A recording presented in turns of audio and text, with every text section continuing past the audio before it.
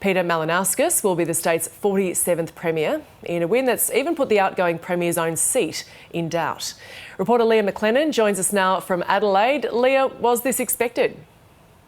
Well, the answer to that is yes and no. Of course, there were opinion polls that came out during the campaign that did show Labor with a very strong lead, but as always, there's a bit of scepticism around polls, people wondering if they really do reflect what's going to happen on election day. I think even yesterday, the Liberal Party was at least trying to put a pretty brave face on that and saying that they weren't really getting that feedback from the electorate, that they weren't hearing that when they were going around campaigning, that people were turning from them in droves. But that is what happened on election day. A lot of those predictions did come true. A lot of people were potentially anticipating a minority government where independents and crossbenchers would have a strong role, but not even that has materialised. We do have a Labor majority government led by opposition leader, now Premier-elect Peter Malinauskas. And so with this change, I mean, what will a Labor government mean for South Australia? Well, one of the big issues that this campaign was run on and that potentially won it for Labor was on health. So apart from the pandemic, which Labor did take a fairly bipartisan approach to, you've got issues around, I guess, bed block in hospitals. You've got ramping where patients are waiting in the back of an ambulance, sometimes for hours just waiting to get into the emergency departments. You've got worsening ambulance response times, even to very urgent cases, 000 calls. You've got all these things happening, and some of them very high profile cases happening during the campaign of people even dying while they're waiting for ambulances to arrive. So that's where Labor says it's going to spend a lot of its money. It made more than $3 billion worth of promises during the campaign. More than $1 billion of that is in health. So you would expect to see perhaps some of that starting to flow through in the next 4 years. The Premier-elect Peter Malinauskas says it will take a while to see that take effect, but he certainly made that promise, and that's something that he's going to need to be held accountable to now. But today, when he was speaking to the media, Peter Malinauskas wanted to make it clear that he's not just about that one issue. He also spoke about his party's ability to manage the economy. But I said from the start that I was going to be a pro-business Labor leader.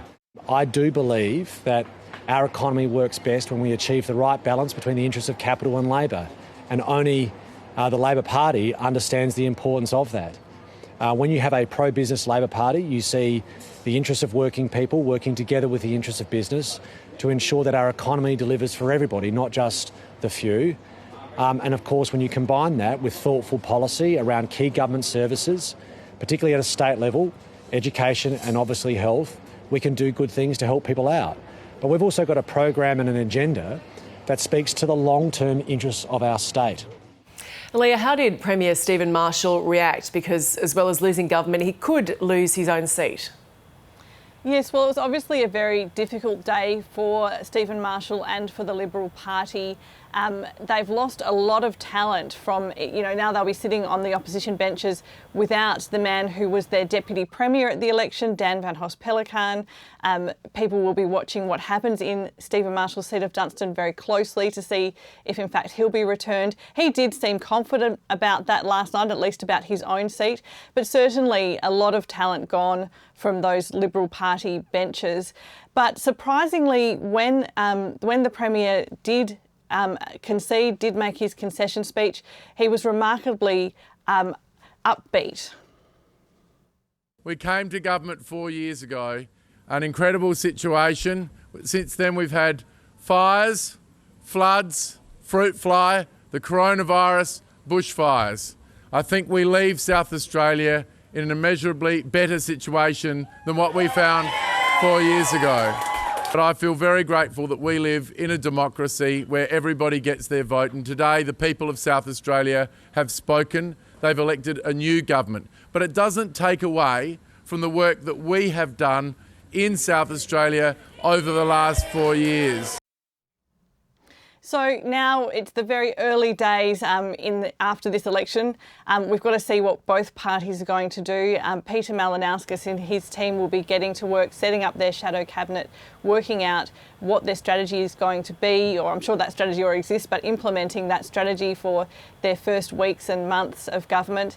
And on the other side, the Liberal Party still looking at some of those contests like Dunstan and I guess working out what life in opposition is going to look like, who will be the leader and where they will take it from here after this very difficult defeat.